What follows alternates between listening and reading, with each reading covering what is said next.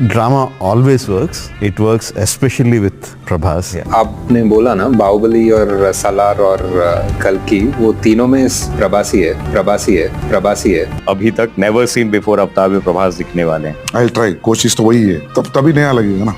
He has a very unique way of turning around and looking at people. देखो 2025 में आज जनवरी से जून हो चुका है, ऑलमोस्ट हाफ ईयर कंप्लीट होने वाला है, लेकिन अभी भी किसी भी इंडस्ट्री की कोई भी फिल्म 1000 करोड़ टच नहीं कर पाई है। बड़े बड़े स्टार्स, सुपरस्टार्स भी 300 करोड़ क्लब में घुसने के लिए धक्का मुक्की कर रहे हैं। लेकिन आज हम इंडियन सिनेमा के उस स्टार की बात करने वाले हैं जिसे दूसरे शब्दों में पैन इंडिया ब्लॉकबस्टर की मशीन कहा जाता है, जिसकी फिल्में डे वन में 200 to 250 करोड़ तो यूं ही कमा लेती, जिसने पिछले 10 सालों में 5500 करोड़ का ग्रॉस ऑफिस बॉक्स का नंबर भी पोस्ट किया है। और ऐसा करने वाला वो इकलौता इंडियन एक्टर भी है। मतलब जिस तरह क्रिकेट में युवराज सिंह ने 6 बॉल पे 6 छक्के मारे थे, वैसे ही प्रभास ने लगातार बॉक्स ऑफिस की पिच पे डे वन में 100 करोड़ वर्ल्ड वाइड ग्रॉस की 6 फिल्में पोस्ट की, और इस गॉडजिला स्टार के सामने किंग कॉन्ग भी नहीं टिक पाए। तो देखो प्रभास के उन अनबीटेबल रिकॉर्ड से नंबर को तोड़ना दूसरों के लिए भले ही नामुमकिन हो, लेकिन प्रभास इस बार खुद अपने ही बनाए इन रिकॉर्ड्स को ताश के पत्तों की तरह तोड़ के रख देने वाले। और 2030 तक प्रभास ने ऐसे प्रोजेक्ट साइन कर रखी है जो उन्हें पैन इंडिया क्या पैन वर्ल्ड स्टार तक बनाने का पूता रखती है। और ये बात मैं यूं ही मुंह उठा के नहीं कह रहा हूं, क्योंकि आज मैं आपको प्रभास के उन सारे अपकमिंग प्रोजेक्ट्स के बारे में भी बताने वाला हूं जो प्रभास को ऐसे मुकाम पे ले जाएगी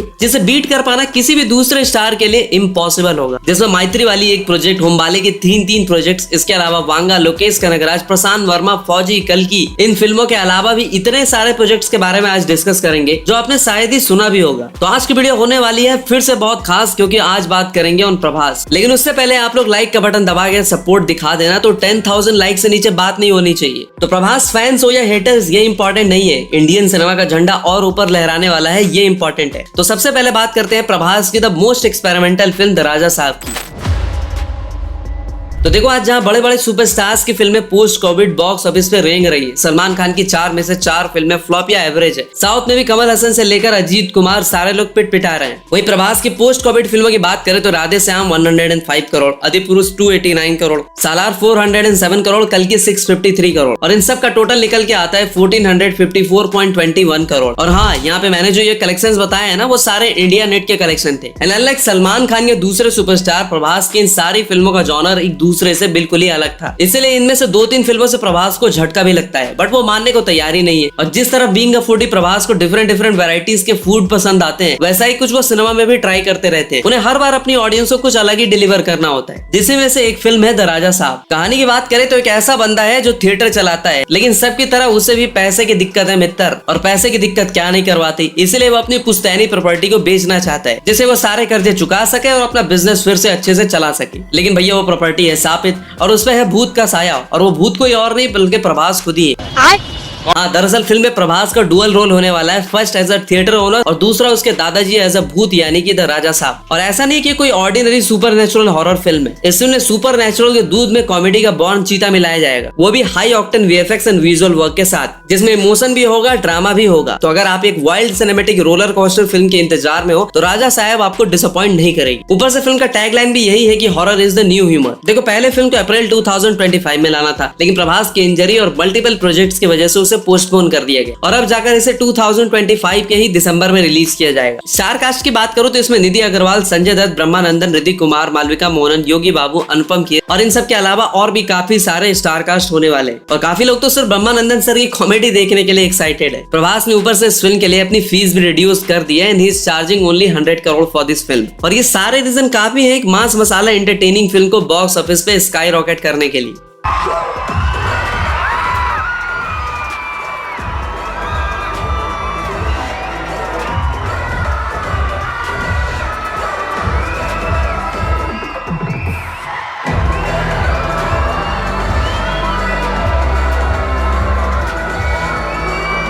ऑडियंस में एक्साइटमेंट कितनी है वो तो आपने देख ही ली, और ये एक्साइटमेंट सिर्फ एक ग्लिम्स के लिए थी, अभी तो टीजर, ट्रेलर, पोस्टर सब कुछ आना बाकी। तो देखो ऐसा कहा जा रहा है कि 300 to 450 करोड़ के बजट पे इस फिल्म को बनाया जा रहा है, और ये इंडिया की पहली most expensive horror comedy film भी है। और मैं कहूंगा कि प्रभास के लिए इस तरह के बजट जस्टिफाइड भी है, क्योंकि फिल्म की बजट की रिकवरी तो इसके फर्स्ट वीकेंड पे ही हो जाने वाली। सेकंड नंबर पर आती है हनु राघवापुडी की 600 करोड़ की मोस्ट एक्सपेंसिव फिल्म फौजी। अब देखो वर्ल्ड वॉर पे बेस्ड फिल्मों की बात करें तो हॉलीवुड ने काफी सारी फिल्में बनाई है, जैसे कि 2023 1983 में ही आई ओपेनहाइमर, फिर अभी वॉरफेयर भी आई थी। इसके अलावा कितनी ही फिल्में हॉलीवुड ने बनाई है वर्ल्ड वॉर पे। लेकिन जब वर्ल्ड वॉर 1 हुआ या 2, दोनों ही टाइम पे इंडिया में अंग्रेजों का कॉलोनियल रूल था। ऐसे में आज तक एक भी ढंग की फिल्म हम इंडियंस वर्ल्ड वॉर पे बना नहीं पाए। हमने जो भी वॉर मूवीज बनाई वो सारी की सारी पाकिस्तान पे बेस्ड थी, जैसे कि LOC Kargil, Lakshya, Border, Tango Charlie, Shershaah etcetera. ऐसे में पहली बार वर्ल्ड वॉर 2 को एक इंडियन के पर्सपेक्टिव से दिखाने के लिए प्रभास की फिल्म आ रही है फौजी, जो कि एक एक्शन रोमांस के जॉनर में पीरियड ड्रामा फिल्म होने वाली है। और इस फिल्म में प्रभास एक फौजी के कैरेक्टर में दिखने वाले हैं। फिल्म की कहानी ढंग से कुछ भी पता नहीं है, बस इतना पता है कि इसे 1970 के प्लॉट पे बनाया जा रहा है। लेकिन एक मिनट, एक तरफ न्यूज है कि इसे वर्ल्ड वॉर 2 के थीम पे बनाया जा रहा है, दूसरी तरफ इसे 1970 का प्लॉट बताया जा रहा है। तो ऐसा हो सकता है कि प्रभास का कैरेक्टर पहले ब्रिटिश आर्मी में होगा, उसके बाद उसने post independence Indian army join कर ली होगी। रियल लाइफ एग्जांपल दूं तो सैम मैनेक्सॉ। फिल्म के डायरेक्टर हनु राघवापुडी के स्टेटमेंट के बाद इस फिल्म की हाइप और भी ज्यादा बढ़ गई है, जब उन्होंने कहा था कि वो ऑडियंस से प्रॉमिस करते हैं कि वो उन्हें नेवर बिफोर सीन स्पेक्टेकल दिखाएंगे और ये एक ऐसे सोल्जर की कहानी होगी जो वॉर और पर्सनल रिलेशनशिप में उलझ जाएगा। स्टार कास्ट की बात करूं तो इस फिल्म में तेलुगु से ज्यादा बॉलीवुड स्टार कास्ट भरे पड़े हैं, जैसे कि अनुपम खेर, मिठुन चक्रवर्ती, जय पर्दा। ऊपर से ऐसा भी कहा जा रहा है कि इस फिल्म में सनी देओल की भी एंट्री होगी एज अ कैमियो अपीयरेंस, जो कि फिल्म के हाइप के लिए एक बहुत ही क्रूशियल पार्ट होगा, क्योंकि ऑडियंस आज भी सनी देओल की बॉर्डर 2 के लिए कितनी एक्साइटेड है आप जानते हो। फिल्म की रिलीज डेट की बात करूं तो इसे समर 2026 में रिलीज करने का प्लान है। इसके बाद आती है प्रभास की मच अवेटेड फिल्म स्पिरिट, मतलब एक ऐसा पुलिस ऑफिसर जिसे बुरी तरीके से फंसा दिया गया हो और उसे उसके जॉब से भी धक्के मार के निकाल दिया गया हो, लाइक हाथीराम चौधरी। लेकिन उसके सामने कोई जयकांत सिकरे जैसा पॉलिटिशियन या गुंडा नहीं है, बल्कि उसका सामना होने वाला है एक इंटरनेशनल सिंडिकेट से, जिसे तबाह करने के लिए वो suspended police officer one man army बन के निकलेगा। तो क्या होगा यही फिल्म दिखाएगी। प्रभास की स्पिरिट वैसे ही एक वायलेंट कॉप की कहानी होने वाली है, जिसके डायरेक्टर वो है जो चूहे को शेर और बकरी को चीता बना देते। यू गेस राइट, मैं संदीप रेड्डी वांगा की बात कर रहा हूँ, जिनका ईगो या यू कहे उनका सेल्फ रिस्पेक्ट उनकी फिल्मों का कलेक्शन से भी बड़ा होता है। 100 करोड़ के बजट में 900 करोड़ का कलेक्शन देने वाला है डायरेक्टर। खुद इस बार प्रभास की फिल्म के लिए इतना एक्साइटेड है कि 6 महीने में उन्होंने दिन रात काम करके स्क्रिप्ट लिख डाली है। अपनी दूसरी फिल्मों को साइड में रख के सबसे पहले प्रभास को प्रायोरिटी दी है, जिसकी वजह से शायद अल्लू अर्जुन जैसे स्टार भी उनसे नाराज हो गए और दीपिका ने तो फिल्म छोड़ ही दी थी। प्रभास ने भी अपनी बाकी फिल्मों को साइड में रख के इस फिल्म को सबसे पहले टाइम अलॉट किया है। So there must be a good reason. Personally मैं अगर प्रभास की किसी फिल्म के लिए सबसे ज्यादा एक्साइटेड हूँ तो वो स्पिरिट ही है। मतलब फेमिनिस्ट को मटर की तरह छील के रख देने वाला वांगा इस फिल्म पर 300 करोड़ के बजट में बना रहे हैं, under T series banner. Lead में तृप्ति दिमरी को लिया गया है। वैसे वांगा को कबीर सिंह से पहले हिंदी बेल्ट में कितने ही लोग जानते थे, मुट्ठी भर लोग, लेकिन अपनी स्टोरी टेलिंग और पावर पैक्ड स्क्रीन प्ले से उन्होंने आज सिर्फ 2 सक्सेसफुल फिल्में दी है और पूरी इंडिया की ऑडियंस उन्हें जानती है। ऐसे में स्पिरिट प्रभास की एक बहुत बड़ी फिल्म साबित होने वाली है, जैसे फॉरेन लोकेशंस के साथ साथ फॉरेन स्टार्स के साथ भी शूट किया जा रहा है। डॉन ली की तो होने की बात है ही, ऊपर से हॉलीवुड से भी स्टार कास्ट आपने को इस फिल्म में देखने को मिल सकते हैं। रिलीज डेट की बात करो तो इसे 2026 के एंड तक रिलीज किया जाना है। तो अब हम जिस फिल्म के बारे में बात करने वाले हैं ना, उसे वर्ल्ड बिल्डिंग के मामले में GOT, Harry Potter, Lord of ring से कंपेयर किया जाता है, जिस फिल्म को आधी जनता ठीक से समझ ही नहीं पाई, और जनता का तो छोड़ो, फिल्म रिव्यूअर भी ठीक से समझ नहीं पाए और उसे बेकार फिल्म बता के थिएटर से मुंह लटका के वापस घर आए। आपने सही पकड़ा है, मैं सालार 2 की बात कर रहा हूँ। सालार पार्ट 2 या फिर सौर्यंगा पर्वम, जिसके फर्स्ट पार्ट ने हमें फ्रेंडशिप, वॉर, एक्शन, गोर सीन्स, ढेरों सारे कैरेक्टर, एक नई दुनिया और उसके कानून से अवगत कराया था। मतलब सच में ऐसा लगा था कि सालार एक फिल्म ना होकर उस फिल्म का ट्रेलर है। लेकिन पिछले 2 सालों में धीरे धीरे इस फिल्म की एक कल्ट फैन बेस जरूर तैयार हुई है। लोगों ने इसके कैरेक्टर, उसके कनेक्शन, पॉसिबल थ्योरीज पे बात की है, जो कि किसी भी फिल्म के लिए एक बहुत बड़ी बात है। इसीलिए ये फिल्म 300 डेज तक हॉटस्टार पर ट्रेंड भी कर रही थी। ऐसे में ऑडियंस सेकंड पार्ट के लिए भी काफी ज्यादा एक्साइटेड है। लेकिन अपने ही एक इंटरव्यू में वरदा यानी कि सुकुमारन ने अब कंफर्म कर दिया था कि भैया जब तक प्रभास और नील अपनी अपनी कमिटमेंट पूरी नहीं करेंगे तब तक ये फिल्म नहीं बनने वाली, क्योंकि काली सफेद फिल्म बनाने वाले नील अपना टाइम अभी जूनियर NTR को दे रहे हैं। लेकिन फिल्म के प्रोड्यूसर विजय केंगरादुर ने कहा था कि सेकंड पार्ट और भी बिग स्केल और more action and deep and political drama के साथ आएगी